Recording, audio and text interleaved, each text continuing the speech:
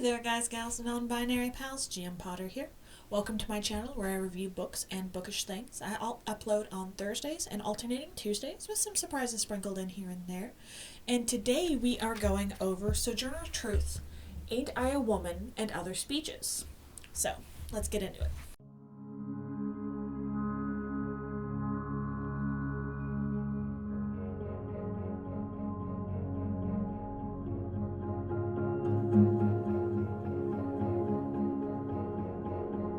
So this one is the collected transcriptions of Sojourner Truth's speeches. Sojourner Truth, of course, was a former slave and abolitionist. She was born around 1797 and died in 1883.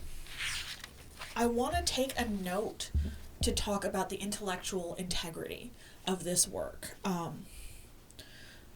This is a collection of speeches by Sojourner Truth. It includes speeches and articles by other African American women who followed her example and campaigned for equal rights for black women to show how these ideas developed over the 19th century. Sojourner Truth could not read or write, so we can only access her words through the accounts of other writers. This means that the extra veracity of these speeches cannot be confirmed. This is particularly true of her most famous speech, Ain't I a Woman, delivered at the Women's Rights Convention in Ohio. The first version of the speech, written soon after the event and edited by her friend Marius Robinson, does not include the phrase for which it has become famous. The more widely known second account was written by prominent feminist and abolitionist Frances Gage 12 years later and contains inaccuracies. We have reproduced both here. Some journalists and activists recorded her words in Southern dialect associated with slaves, which Truth, who grew up speaking Low Dutch in New York, would not have used. And it goes on from there. But I just wanted to talk about the intellectual honesty of the editor of the book. That I read some of her speeches in history class, and at no point had it ever been mentioned that she was from New York. I had assumed she was from the Deep South, because that's the dialect she used. All of her speeches are in. Even so, going so far as the conversations recorded by Harriet Beecher Stowe are recorded in this Southern slave dialect. And I can't help but wonder why. And I know that that's probably that the real reason is lost to time, but I can't help but think that it's at least in part due to racism. That she was intelligent and thoughtful and very interesting woman, yes. And maybe that made people insecure, and maybe that made people want to drag her down a bit. And that's why her speeches were recorded this way. Maybe they heard what they wanted to hear, and since they weren't transcribing this as she was speaking, they were writing it down later, because we didn't have tape recorders at this time. Maybe that's just how they chose to remember it due to their own biases. I can't say for sure, and neither can anyone else, but it is frustrating that people would choose to do this to a person, and at the same time makes me feel better that the editor of the edition that these speeches are contained in had the intellectual honesty to point this out. So I just wanted to point that out. The speeches themselves are captivating and interesting, and they come from a place of Christian values. That she acknowledges that slavery can never be made up for, that the horrors of slavery, having been a slave, I trust her accounts of it, that the horrors of slavery and the abuse and awful things that she suffered, the horrors, the atrocities of it all, can never be made up for. They can never be made up for, ever. There is no way to make amends for it. And honestly, I think that's right. I think that's true. That it can't be made up for. And unlike other voices at the same time that were popular at the same time, saying that reparations need to be made and things like this, she came from a point of view of forgiveness, which I thought was very interesting.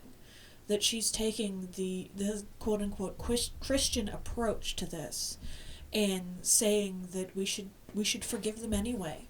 that the Christ-like thing to do, the right thing to do to move forward and to heal is to forgive them anyway. I'm not going to get into the topic of reparations in this video. It's too complex a video to discuss, too complex a topic to discuss in this video.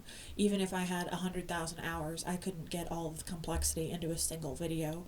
And me being who I am with my own life experiences and point of view, I'm probably not the right person to be talking about it. And I acknowledge that, I admit that, I embrace that I'm not the person that you would come to for this type of discussion. Slavery is a touchy topic, in part because so many people want to minimize the atrocities and the horrors of it. That, oh, well, they were taken care of, and they had people that loved them and took care of them and all sorts of great things. And while that might have been true in a very small minority of cases, power corrupts, and absolute power corrupts absolutely. And there are so many more accounts of slaves being beaten, even by people who don't have a political bias and agenda towards the slaves, that were not friendly towards them, are talking about how, yes, it's perfectly within my rights to beat this other human being because I feel like it, and to do horrible things to them because I feel like it. That there are enough accounts from the slave owners and things that have survived that we know that it was not the norm for them to be loved and cared for and treated like members of the family. That we know this. Intellectually, you know this. Everyone knows this. But I think part of the problem with admitting that this is, and acknowledging that this was a reality of it, comes from the idea that, I think it lends back to the neutral mask, that people reading about history try to put themselves in the historical context. And, well, I wouldn't do this. And if I were in this shoes, if I owned another person, which just sounds disgusting to me, I would treat them better. So therefore, the people at the time must have treated them better, because I'm related to them, and I'm a better person than that. So they must be better people than that. And acknowledging the faults and the flaws in one's ancestors is important to studying history. If when you study history you always feel good and warm and fuzzy, you're not studying history, you're studying propaganda. History should make you uncomfortable at times, and it should make you feel sick and revolted at times, because the things that human beings did to other human beings were sick and revolting, frankly. The other speeches in this book that give context to it are important. Takes speeches from people who are from different walks of life. Some wealthy, some poor, some born into slavery, some born free, some from heavily anti-abolitionist families, and it contextualizes them and makes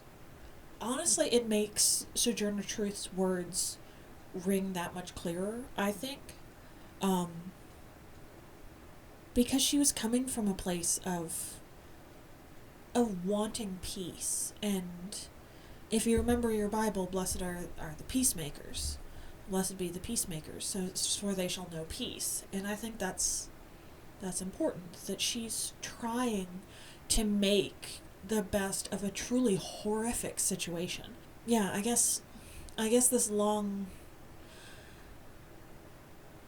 winding speech is to say, I don't know what I want to say about this book. It was interesting to read about how she charmed the crowd and how she beguiled them and got them on her side, whether they were on her side to begin with or not, that she didn't allow them to intimidate her. She didn't allow people to get under her skin, at least not publicly, through these speeches. And it gives a voice to, I don't know what I'm trying to say with this video.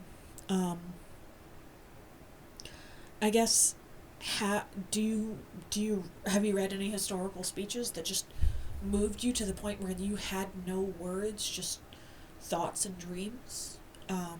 Have you read Sojourner Truth's words as other people wrote them down? And what do you think, knowing that her words were not necessarily polluted, but definitely painted in maybe not the best light by those that wrote them down? I'd love to hear what you have to say. Don't forget to like, share, and subscribe, and I'll see you in the next one. Bye.